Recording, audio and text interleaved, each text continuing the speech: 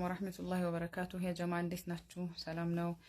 ያው ዛሬም እንደተለመደው ረሳኢል ቁርአን ቆንጆ ሐሳብ ይዤላችሁ መጥቻለሁ። ክፍል 67ኛ ላይ ደርሰናል። አልሐምዱሊላህ። አዑዙ ቢላሂ ሚነሽ ሸይጣኒር ረጂም ወማ ተድሪ ነፍሱን ማዛ ተክሲቡ ገዳ። ማንኛይቷም ነፍስ ነገ ምን እንደምትሰራ ወይም ነገ የምትሰራውን አታውቅም ይለናል አላህ ሱብሓነሁ ወተዓላ። ላ ተዒሽ ቀሊቀን ዐለል ሙስተቅበል። ይሄ ሁላችንንም ነው የሚመለከተው። እኔም ለራሴ ነው የምሰራው። ስለ ወደፊትህ ብዙ አትጨነቅ። ዒሽ ሳዕየን ፊ ሪደላህ ወላ ተቅለቅ። አላህን የሚያስደስት ነገር ስራ እንጂ አትጨነቅ። ፈልሙስተቅበል ቢየዲሂ ዋሕደሁ። ፊውቸር በማን እጅ ነው? የወደፊት ሐያታችን በማንና በማን እጅ ብቻ ነው? በአላህ ሱብሓነሁ ወተዓላ ብቻ። በቤተሰብ አይደለም ወይ በእኔ አይደለም ምናምን፣ በአላህ ነው። ሪዝቁከ ለን የእኹዙሁ ገይሩክ። አላህ ይሄን ይበለዋል ይጠጣዋል ያለውን ሪዝቅህን ማንም አይወስደውም። ወላኪን ዒባደቱክ፣ ነገር ግን የምትሰራው ዒባዳ አምልኮ ለን የቁመ ቢሃ ገይሩክ፣ ካንተ ውጭ የሚሰራልህ የለም አደለ? ይሄ የዱንያ ሐያት ተጋግዘን እንኖረዋለን። የአኺራ ግን እገሌ በሰራው እኔ ያገኛለሁ፣ እገሌ እንዲህ ስላረገልኝ እኔ እንትን አገኛለሁ ምናምን የሚባል ነገር የለም። ኢነላህ ሱብሓነሁ ቀድ ተከፈለ ለከ ቢሪዝቅ። አላህ ሱብሓነሁ ወተዓላ ምን አደረገ? ሪዝቅህን ያሟላልሃል፣ ከፊል ሆኖሃል፣ ወኪል ሆኖሃል። በቃ እኔ ነኝ የምሞላው ብሎ ቃል ገብቷል አይደለ? ወጠለበ ሚንከል ዐመል፣ ግን ካንተ ምን ጠይቆሃል? ስራ ብሎሃል አይደል? ፈላ ተንሸግል ቢማ ተከፈለ ለከ ቢህ። አላህ ሱብሓነሁ ወተዓላ ለአንተ ከፊል በሆነልህ ነገር ላይ ቃል በገባልህ ነገር ላይ አንተ ቢዚ አትሁን። በዛ ራስህን አታስጨንቀው። ስራ ያ አይደለም ያንተ ስራ። ያንተ ስራ ወተንሰ ለዚ ጣለበከ ቢሂ፣ አንተን ያዘዘህን ነገር አትርሳ አይደለ? ወአሙር አህለከ ቢሰላቲ ወስጠቢር ዐለይሃ ላ ነስአሉከ ሪዝቀን ነሕኑ ነርዙቁክ የሚል የቁርአን ያለኩ።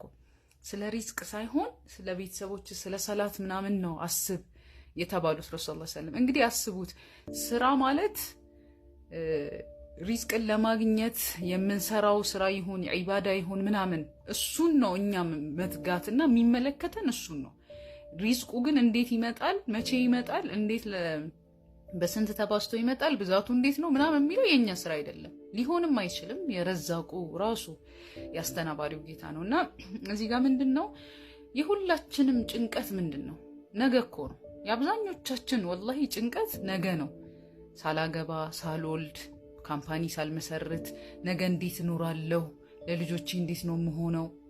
ነገ ነው በቃ ያላየነው ነገ ነው የሚናፍቀን። አይ ነው ይሄ የብዙ ሞቲቬሽናል ስፒከሮች ምናምን ቃል ነው ስለ ነገያችን ዛሬን እንኖር ምናምን።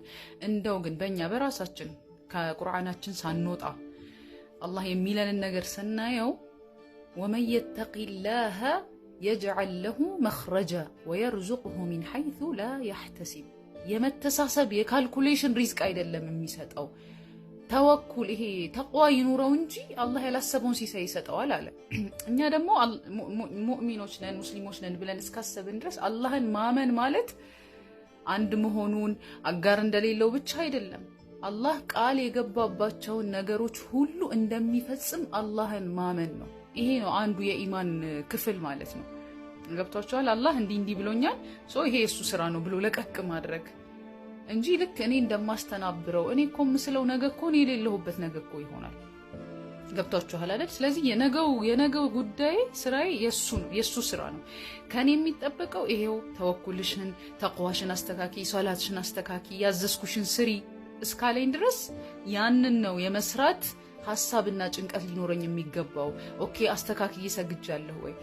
በተዘዋዋሪ ለአንድ ሰው ለዒባዳው ለአምልኮ በተጨነቀና ባስተካከለ ባጠራ ቁጥር በደንብ ደግሞ ያኛው እየጠራለት የሚመጣው ሲሳይ እየጠራለት ሐላል የሆነ መመገብን በረካ ያለውን መሰጠትን በቃ የሆነ ደስ የሚል አሰጣጥን ይቀበላል ከአላህ ማለት ነው። የኛ አሁን በተገላቢጦሽ ሆነ። ዒባዳው ላይ ዜሮ ነን፣ አላህ ባዘዘው ነገር ላይ ዜሮ ነን። ስለ ሪዝቃችን በመኳተን ውስጥ ደግሞ በጣም ቢዚ ነን። በስራው ብቻ አይደለም፣ በተፍኪር በጭንቀት ልንሞት እኮ ነው። የነገው ሐሳብ አይደለም ኑሮ ተወዷል እንደዚህ ምናምን። ይሄ የኛ ስራ አይደለም፣ መጨነቅ አይደለም የኛ ስራ። የኛ ስራ መስራት ነው። መስራት ሚንስ አላህ ባዘዘው ነገር ላይ የታለ ቃል የገባህልኝ ማለትም እኮ ይመቻል አይደል? አላህዬ እኔ በቃ የሆነ ራሳችሁን ታውቁታላችሁ ላንተ አድርጌያለሁ ወይ በሉት። ሴቶችም አሁን በደንብ ሱቅ ምናምን እንከፍታለን ምናምን የሆነ የገበያችን አካሄድ ሲስተም ከአላህ ጋር ያለን ቅርኙነት ከአጅነቢዮች ጋር ያለን ምናምን እንዴት ነው ካለባበሳችን በጣም አስቸጋሪዎች እኮ ነን አይደል? ያን ነገር ሳላስተካክል ሳላደራጅ ግን ስቲል ገበያ እንዲከፋፈትልኝ አስባለሁ። በቃ የሆነ ነገር ምናምን መሰብሰብ እፈልጋለሁ። አፌ ሐሜት እዚህ ጋር ያባራም የሰውን ሐያት እያየሁኝ የምቃጠል የምቀና ለእኔስ ጌታዬ የምል ባሪያ ሆኜ አላህን በማይፈልገኝ ነገር ላይ እያለሁ ግን ስቲል ደግሞ እዚህ ጋር ለሪዝቄ እንትን ማለት ልጆቼን ጥዬ ከቤት እየወጣሁኝ የባሌን ሐቅ በደንብ ሳላስተካክል ወይ የሆነ ነገሮችን አላህ ባለኝ ነገር ላይ ዜሮ ሆኜ እዚህ ጋር ብኳትን ዋጋ የለውም። ምኑን ከምኑን ላድርገው ነው የምትሉት? ገቢው ቢመጣ ራሱ እዚህ ጋር ምኑን አጠፋሁት? ስቲል የሆነ መሰረት ያለው ነገር ማላስተካክልበት ሊሆን ይችላል። ለሴቶች ብቻ አይደለም ወንዶችንም ጭምር። ያቺን ትርፍ ለማግኘት ብዙ ነገር እያጠፋው እመጣለሁ። የሰው ብር አነሳለሁ፣ የሰው ሐቅ ወስዳለሁ፣ አጭበረብራለሁ። አሁን ሰሞኑን በረመዳን ስለ ተምር ምናምን የተነሳው ጉዳይ አለ አይደል? ምንድነው አላማችን? እንዴት ነው ሪዝቅ የሚመጣው ከዛ? እሺ እነዚህ የተበላሹ ተምሮች ተሸጡ፣ እነዛ ጾመኞች ባዶ ሆዳቸውን በዛ በተበላሸ ተምራ ፈጠሩ እንበል፣ ብር ተሰበሰበ። እንዴት ነው ያ ብር ማለት ቦታውን የሚይዘው? አይ ነው ይመጣል ትርፍ የሆነ በሆነኛው መንገድ ሆኖ ይሄን ያክል አተረፍኩ ልንል እንችላለን። ከዛ በኋላ ከቤተሰብ አንድ ሰው ቢታመም እስከ 1 ሚሊዮን የሚወጣ ብር ይወጣ። ይሄ እኮ በቃ ሪዝቅ መጣ አይባልም እኮ አየር ላይ ሄደ ነው የሚባለው። እንደውም ሌላ በላይ ይዞ እየሰበሰበ አመጣ። ወይ ደግሞ ሌላ ነገር እዛ ጋር ቤት ውስጥ የሆነ ነገር ቱቦ ይፈነዳል ወይ ምናምን ግዴታ ሙሉ ሴራሚክ ተነስቶ መነጠፍ አለበት ሲባል እስከ 300,000 እስከ 400,000 በዛች ያመጣው ትርፍ አገኘሁ ብዬ ነው ማስበው አይደል? እዚህ ጋር ባልሆነ ነገር የሚያስወጣኝን ግን አብሬ ካልኩሌት ማድረግ አለብኝ። ስለዚህ ሰላማዊ የሆነ ሪስክ ጧሃራ የሆነ ሪስክ ማግኘት የሚፈልግ ሰው ደግሞ ምንም ሳይተሳሰብ ገብቷቸዋል። ከፍጋት በላይ ማለት አሁን ብዙ ሰው ይሰራል ምናምን ሰበቡን አድርሱ። ይሄ ለስንፍና ምናምን ምክንያት እንዳይሆነን ግን መጠነኛ የሆነ ልፋት እየለፋን በጣም ብዙ ነገሮችን ደግሞ በረከቶችን የምናገኝበት ይሆናል። መቼ አላህ ያዘዘንን በመስራት ውስጥ ቢዚ ስንሆን። እስኪ እንጀርበው። እኔንም ወላሂ አሁን የሆነ አማውንት ያክል ብር እንሳል እናስቀምጥ። ከዛ በኋላ ኢንሻአላህ ይሄንን ማግኘት የምፈልገው የሆነ ባለንበት በስራ ዘርፍ ሰበብ እናድርስ። ከዛ በኋላ ምን ይሆናል? ኢባዳዎቻችንን እንፈትሻቸው። ገብቶሽ? በተለይ ግዴታ የሆኑ ነገሮች ሱና ጨማምረን እኮ ልናደርግ እንችላለን። እስኪ መጀመሪያ ያዘዘንን እያጠራ ነው እንምጣ። በቃ እሱ በማይወደው ነገር ላይ የማያገኘኝ ሰው ልሁንና ከዛ እስኪ የታለ ሪዝቄ ብለን እንፈትሽው። ራሳችን ላይ የሚመጡ ጥሩ ነገሮችን ካልኩሌት እናድርጋቸው። እና ይሄ በቃ ልጆቼን በምን ላስተዳድር ምናምን አንደኛው የሸይጣን ጉትጉታ ነው አይደል? ኢነመ ነጅዋ ሚነ ሸይጣን። ይሄ መጥፎ ሹክሹክታዎች ከሸይጣን ናቸው። ምን ልትበላ ነው እንዲሆነህ ቀረህ ወላሂ። ከዛ ሰውየው እኮ ስታዩት 2 ቤት ምናምን ኑሮት የሚያከራይ ሰው ሊሆን ይችላል። ከዛ ተጨማሪ ሌላ እንቅስቃሴ ያለው ልጆቹ ደርሰውለት የሚሰሩ ልጆች ይሆናሉ ምናምን። ግን ምን ትበላለህ ወላሂ። ሸይጣን ሱብሃንአላህ አስቡት፣ መብቃቃት የሚባለው ነገር ውስጣችን እንዳይኖር ያደርጋል። እና አንዳንዴ እንደዚህ አይነት ሹክሹክታዎችም ሲመጡልን ኖ አይ ጥሩ ሸይጣን ነው የሚለውን ድንበሩን አለ አይደል ስብር የማድረግ ስሜት መምጣት መቻል አለበት።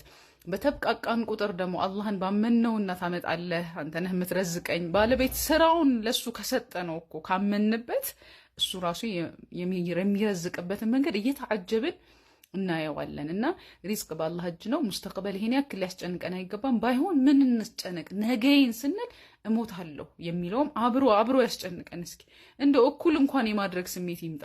ነገ ምን እበላለሁ፣ ነገ እንዴት ልሆን ነው ምናምን የሚለው ጭንቀት ለነገ ነው የምንሰራው። ዞሮ ዛሬማ ቁርሳችንን በልተናል፣ ምሳ እንበላለን፣ በቂ የቀን ቋታችንን እንሞላለን። በእርግጠኝነት መውሰብ ውስጥ ወደ 5-10 እንጀራ ሊኖር ይችላል።